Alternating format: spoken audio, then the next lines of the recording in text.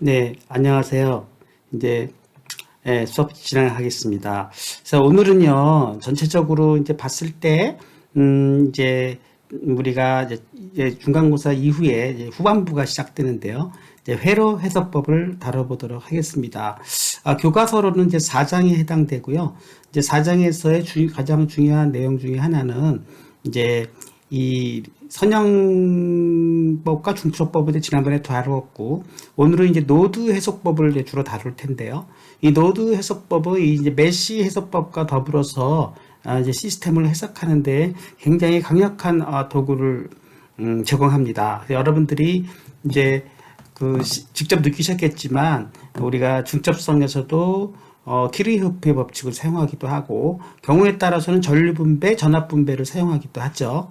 그리고 또 여러 가지 병렬저항, 직렬저항의 이러한 등가저항 공식을 이용하기도 하고 수많은 방법들을 동원하기도 하는데 사실은 지금까지 공부한 것은 일종의 이제 회로 해석법을 기초적으로 다루기 하나의 방법이고 본격적으로는 이 노드 해석법과 메시 해석만 가지고 모든 문제를 다 풀 수 있습니다. 우리가 이제 루프 해석은 다음 시간에 다루기로 하고요. 오늘은 이 노드 해석법을 다뤄보도록 하겠습니다. 여러분, 우리가 지난번에 선형성에 대해서는 한번 다뤄봤고요.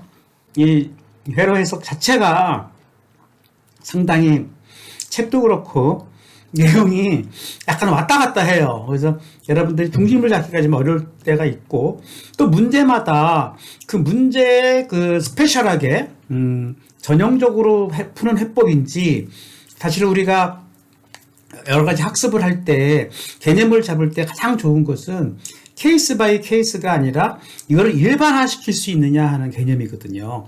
그런 개념을 우리가 습득을 해야 오래오래 마음속에 남고 그 문제에 스페셜하게 스페시픽하게 적용되는 기법들은 머릿속에 남지를 않습니다. 그러니까 시간이 지나면 다 날아가 버리는 것이죠. 그래서 여러분들이 오랫동안 기억에 남기 위해서는 개념 위주로 파악하는 것이 좋을 것 같습니다. 그래서 개념 위주로 여러분들에게 설명을 드리려고 노력을 하고 있고요. 여러분들이 어떤 스페시픽한 문제 해결하는 것보다는 기초와 개념을 튼튼히 하는 것으로 우리가 설명을 저도 하려고 노력하고 여러분들도 그 개념을 잡으려고 노력하는 것이 중요할 것 같습니다.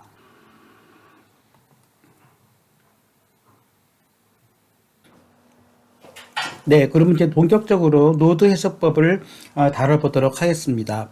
자, 노드 해석법은요, 기본적으로 각 노드에서의 키르호프의 법칙을 조금은 기계적으로 해석하는 방법인데요. 기본적인 설명을 좀 드리도록 하겠습니다. 우선 각 노드에서의 볼테이지는 일단 미지수로 가정을 합니다. 그러니까 예를 들면 이제 노드가 하나가 이렇게 V1과 V2, V3 이렇게 세 개가 있다 그러면은 여기서 각 노드에서의 전이 V1과 V2, V3는 전부 모르다고 가정하는 것입니다. 그러나 이걸 다 언노운이지만 상대적으로 얘네들 간의 전이차, 전이차를 설명할 때는 상대적인 크기 비교가 돼야 되지 않겠습니까?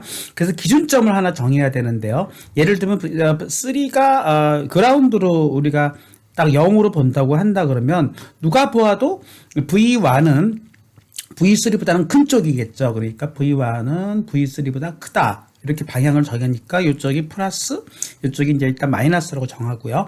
그 다음에 또 V2 같은 경우도 V3에 대해서는 역시 그라운드이기 때문에 얘도 크다고 보는 것입니다.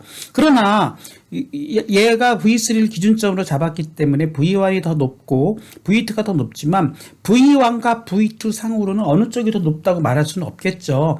그래서 V1과 V2의 방향은 임의로 정하는 것입니다. 그러니까 그냥 V1이 더 높다고 가정을 한다 그러면 V1이 V2보다는 높다고 일단은 가정하는 거죠. 여기서는 임의로. 그러니까 다시 한번 설명해 드리겠습니다. 어떤 임의의 전류의 회로가 정해졌을 때, 이그젠플로 이제 노드가 3개가 있고 각 노드에서 전압을 우리가 V1이라고 한다고 한다면 V1, V2, V3라고 한다고 한다면 그 중에서 기준점을 잡아야 되는 것입니다. 그래서 기준점은 하나의 그 노드가 가장 아래에 있는 부분, 기준이라는 것은 가장 아래에 있는 부분이죠. 그라운드가 제로. 그래서 그라운드와 같은 부분들이 이제 기준점이 되는 것입니다. 그래서 그라운드 접지로 되어 있는 기준점을 하나 정하고 그 나머지 노드들은 그 기준점보다는 전부 높다고 보는 것이죠. 그 기준점보다 다 높다고 보는 것이고, 그 다음에 서로 기준점이 아닌 것은 임의로 잡아라. 임의로 잡게 되면은 큰 쪽을 높은 쪽을 플러스로, 낮은 쪽을 마이너스로, 기준점이 그라운드면 무조건 그라운드는 다 마이너스로 잡아주고 그거보다는 다 큰 쪽으로 이렇게 잡아줍니다. 그렇게 되면은 이제 어떤 일이 우리가 벌어지게 되냐면은 해석을 할 때 상당히 이제 해석을 기계적으로 한다는 것이죠. 그러면 V13라는 것은 뭐죠? 네, V1과 V3 간의 전위차가 되는 것이죠. 그러니까 우리가 VIJ라고 한다 그러면은 이렇게 첨자 인덱스가 2개가 들어간다 그러면 뒷부분이 기준점이 됩니다. 그래서 VI는 기준점보다는 높으니까 VJ가 되는 것이죠. 따라서 우리가 V1, 3는 당연히 V1과 V3 간의 전위차인데, 네, 역시 3를 기준점을 뒤로 썼기 때문에 3는 V1-V3가 되는데 V3 자체는 얼마로 놓는다고요? 0으로 봤기 때문에, 그렇죠.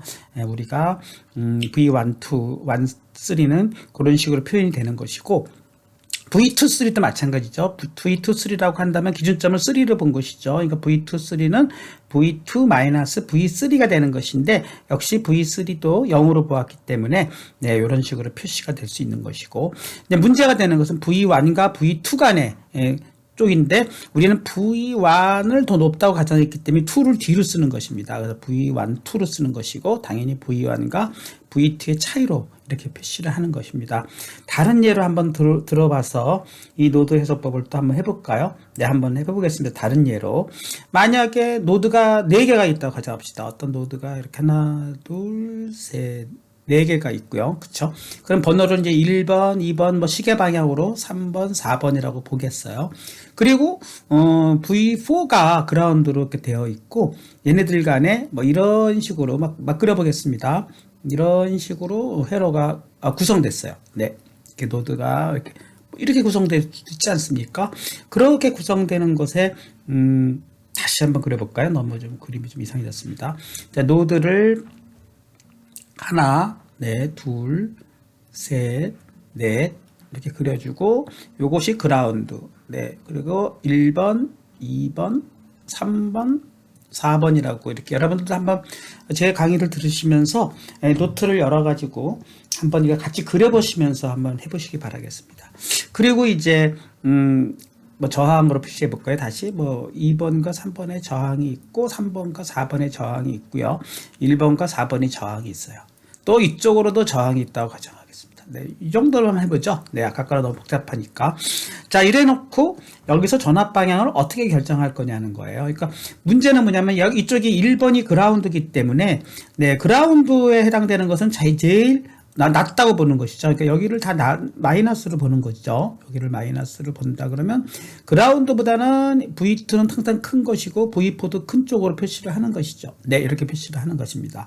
문제는요, 이제 나머지 2번과 3번으로 봤을 때 어느 쪽을 크다고 볼 거냐 하는 거예요. 그러면 그냥 관습적으로 아무 임의로 정할 수 있다는 것이죠. 이건 둘 다 기준점이 없기 때문에, 그러니까 여기를 2번을 높다고 보고 여기를 뭐 마이너스로 보고, 또 이 마이너스와 이건 상대적인 것이지만 4번과 3번 사이에서는 누가 더 높다고 볼 것일까? 그럼 뭐 또 정하는 것입니다. 그럼 3번이 높다고 보겠습니다. 3번이 높고 4번이 낮다고 어떻게 보는 거죠. 여기는 다 상대적인 거니까. 자, 이쪽도 마찬가지죠. 2번과 4번인데 어느 쪽이 더 높다고 봐야 할까요? 그럼 무조건 2번이 높다고 보고 이쪽이 낮다고 이렇게 보겠습니다. 이런 식으로 우리가 어떤 상대 변이는 그냥 서로 기준점이 없을 때는 어느 한쪽으로 그냥 임의로 택한다. 이렇게 가정하면은 이제 우리가 각각의 전위를 또 한번 표시해 보겠습니다. 예를 들면, 네.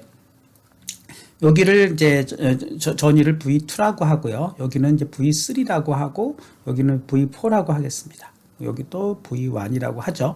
V1은 현재 그라운드로 잡혀 있는 부분이니까 V1은 0으로 볼 수가 있죠.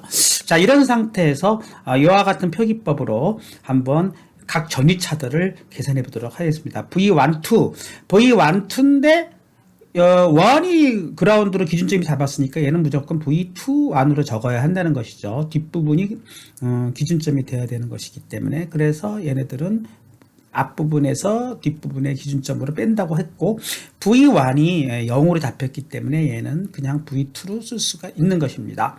그 다음에 V2, 3 간의 전위차를 어떻게 표기할 것인가 하는 것인데, 네, V2가 높다고 보았기 때문에 V2, 3로 써야 한다는 것이고요. 그쵸? 3가 낮기 때문에 앞부분에서 뒷부분의 전위로 빼준다고 표시를 하는 것이죠. 네, 이쪽이 더 낮은 거니까. 또 V2, 3, 4를 써볼까요? V3, 4는 네, 역시 그냥 3, 4를 쓸 수는 없지만 이 방향을 보고 3가 4보다는 높다고 표현했기 때문에 네, V3, 4로 쓰는 게 맞고요. 네, V3- V4로 이렇게 써야 될 것 같습니다. 또 마지막으로 V2, 4죠. V2, 4도 2가 더 높다고 보았기 때문에 4, 2보다는 2, 4로 쓰고, 네, V2에서 V4로 이렇게 빼주는 것이 되겠습니다. 여기 쪽 마지막 남은 거 완폰데 1이 기준점이기 때문에 V4 1으로 써야 된다는 것이죠. 그래서 V4- V1 해주고, V1 자체는 0이기 때문에 V4가 되는 것입니다. 네, 이런 식으로 여러분들이 해석법을 쓸 때 우리가 어떤 회로가 주어지더라도 이와 같이 회로를 표시할 수가 있으면 여러분들이 상당히 이제 개념을 이해한 것이 되겠습니다. 어떤 식으로 어떤 회로가 주어지더라도 그거에 각 노드 간에 전위 방향을 여러분이 적을 수 있는가, 그런 문제라고 생각이 됩니다. 네. 자, 그러면 이제 우리가 노드 해석법이라는 것 자체는 뭘까요? 노드 해석법이라는 것 자체는 어떻게 보면은 전류 법칙을 적용하는 것이고요. 전체적으로 봤을 때는 노드 해석법은 노드를 해석하는 것이고, 어떤 회로가 됐을 때 노드 하면 여러분 머릿속에는 KCL 전류 법칙이다 하는 걸 생각하는 것이고, 당연히 전류 법칙을 적용하기 때문에 전원도 우리가 전류전원은 전류전원이라고 따로 그냥 한글로 쓰겠습니다. 네, 전류전원만을 생각하는 것입니다. 노드 해석법은 그렇게 해석되는 것이고, 당연히 우리가 각 노드에서의 전압을 정하고, 전압차는 서로 기준점을 정해서 상대적으로 정한다고 그랬고요.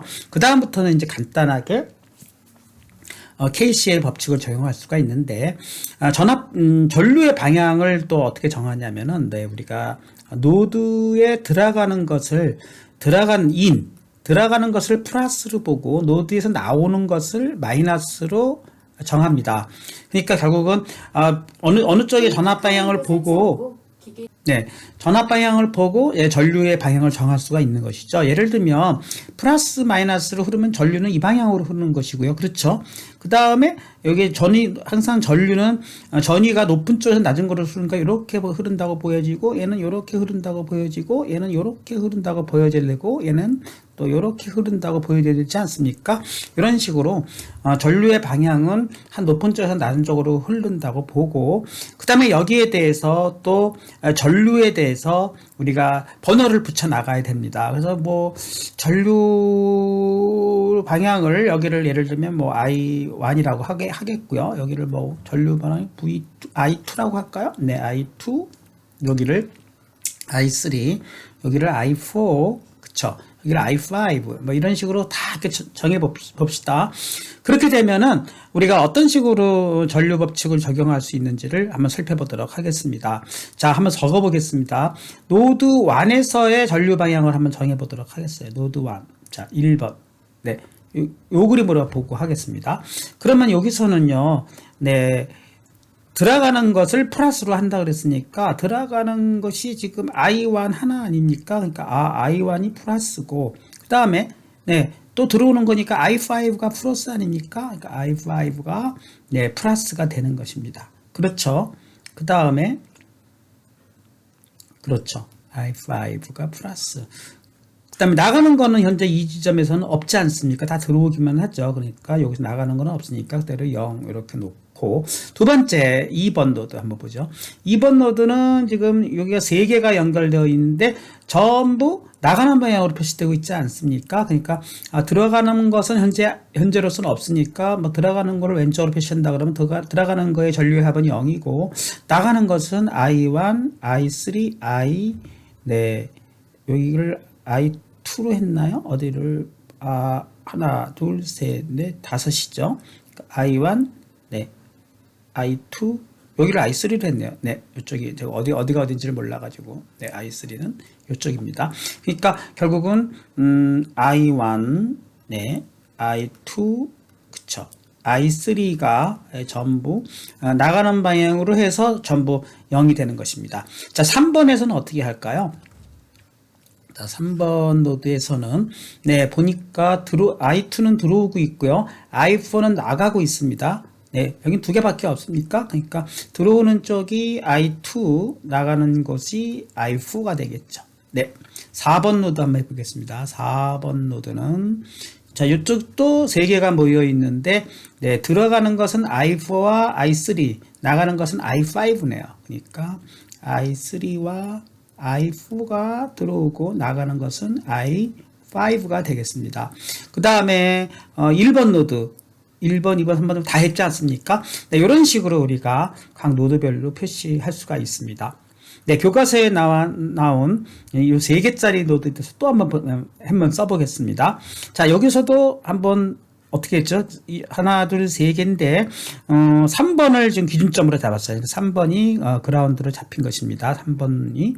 그러면 여기서는 이거를 갖다 조금 옮겨 보도록 하겠습니다.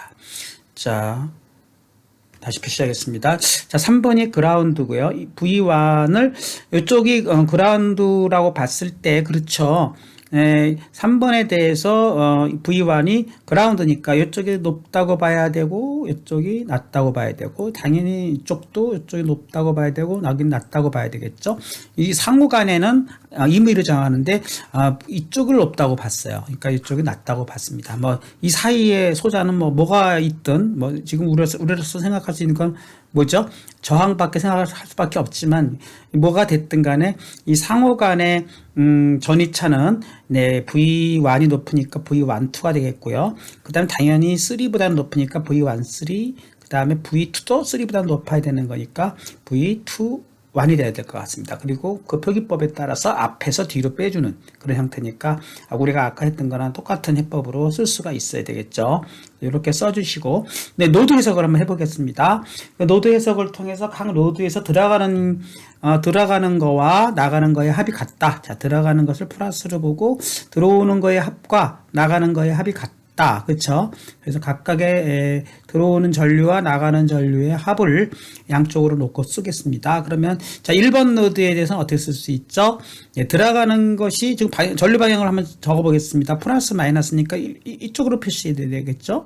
여기도 플러스 마이너스니까 여기로 표시돼야 될 것 같고 플러스 마이너스니까 여기로 표시되고 네, 이렇게 표시되면은 1번에서는 전부 지금 나가고 있지 않습니까? 나가는 거니까 들어가는 건 없고 나가는 것만 적게 되면은 네, 여기 또 전류도 표시를 해야 될 것 같습니다. 여기를 색깔을 좀 바꿔서 네, 이렇게 해서 여기를 i1이라고 하겠어요. 여기를 i2, 네. 여기를 i3라고 합시다. 네, 이렇게 가정하게 되면은, 네, 전부 i1, i2가 나가고 있지 않습니까? 그러니까 나가는 것으로 i1, i2로 적어야 되고, 자, v2에서는요, 들어오고 나가고 있지 않습니까? 2번, 3번이, 그러니까 2번에서는 들어오는 게 i2, 나가는 게 i3, 이렇게 적어주면 되겠죠. 3번 노드에서는요, 전부 들어오기만 하지 않습니까? 그렇죠. i2, i3가 다 i1, i3가 다 들어오는 거니까 네, 들어오는 거 I1과 I3가 그쵸 들어와서 나가는 건 없고 이렇게 표시될 수 있으면 네, 될 것 같습니다. 여러분 노드 해석법의 기초는 이것입니다. 이거는 개념이라고 하고 이것만 확실히 알면 어떤 회로도 노드만 있고 그쵸 그 다음에 전류 전원이 있고 KCL을 통해서 각 노드의 전압을 구하는 문제 그리고 흐르는 전류들은 임의로 서로의 전이차의 방향을 정해 가지고 그 방향대로 그어주면 된다. 그렇게 기계적으로 해석하면은 앞으로 이 노드 해석법을 다룰 수 있을 것 같습니다. 본격적으로 이 개념을 가지고 다양한 문제들을 접해 보도록 하겠습니다. 네, 한번 이 문제를 한번 살펴보도록 하겠습니다. 지금 이제 우리가 이 문제를 한번 살펴보기 전에 우리가 기본적으로 개념도와 실제도의 차이를 한번 설명을 드리도록 하겠습니다. 우리가 실제 회로는 이렇게 구성되어 있는 것을 우리는 실제 회로죠. 실제 이제 회로의 구성법대로 하는 것이고, 이쪽은 이제 개념도입니다. 예, 그래서 컨셉 다이어그램이라 해서 개념도인데 이것을 서로가 우리 상호적으로 그릴 수 있는 연습이 필요한 것이죠. 한번 살펴보도록 하겠습니다. 지금 이 회로의 이그젬플에서는 전류 전원이 하나, 두 개가 있고요. 수동소자가 지금 R1, R2, R3 이렇게 세 개가 있습니다. 이 그림은 이렇게 그려지는데 가만히 보면은 요 전류 전원과 R1이 여기서 노드 1에서 합쳐지고 있죠. 그리고 또 R2도 연결되어 있습니다. 여기서 R2도 연결돼서 요 지점의 노드에서는 요 지점의 노드에서는 전류 전원과 그 다음에 R1, R2가 이렇게 모여 있지 않습니까? 그래서 여기를 하나의 노드로 표시할 수가 있는 것이고, 두 번째 노드는 이쪽 지점인데요. 여기서는 수동 저항 R2와 R3, 또 다른 전류전원 IG2, 이렇게 세 개의 소자가 연결되어 있죠. 따라서 2번 노드도 이 부분을 우리가 하나의 노드라고 가정을 하면은 이 부분을 하나의 점으로 표시할 수가 있는 것입니다. 마지막으로 요 세 번째 노드에서는요, 바로 전류전원 하나, R1, R3, 또 다른 전류전원 하나, 이렇게 네 개의 소자가 바로 요 노드에서 다 합쳐지고 있죠. 그래서 요 노드 하나만을 표시한다 그러면 요 노드 하나에 네 개의 소자가 이렇게 표시할 수 있습니다. 이것은 마치 우리가 지하철 노선도와 같은 개념들이죠. 우리가 실제 지형에 맞춰서 지하철 노선도를 그리지 않고 우리가 알아볼 수 있도록 역과 역 간에 서로 연결되는 지점들을 이렇게 표시하는 우리가 지하철 노선도라고 봤을 때, 이런 식으로 표시해 주는 것은 개념도구나. 산승역, 뭐 이런 식으로 우리가 표시해 주는 지하철 노선도와 같은 것을 우리는 개념도라고 합니다. 그래서 여러분들이 일단 개념도로 그리게 되면은 해석이 좀 더 쉬워지는 것이죠. 자, 여기에 대해서 역시 한번 각 노드에 대해서 해석법을 해보도록 하겠습니다. 우선 각 노드에 대해서 우리가 노드별로 전압이 있다고 하는 것을 V1, V2, 이제 V3를 구하는 것이고요. 이 중에서 레퍼런스를 정한다 그랬죠. 레퍼런스는 그라운드가 속해 있는 부분을 레퍼런스로 잡습니다. 따라서 V3가 제일 낮은 것이죠. 얘가 항상 0인 것이고, 따라서 V1은 V3보다 높게 되네요. 그러니까 이쪽이 무조건 플러스, 이쪽이 마이너스라고 전류의 방향을 잡습니다.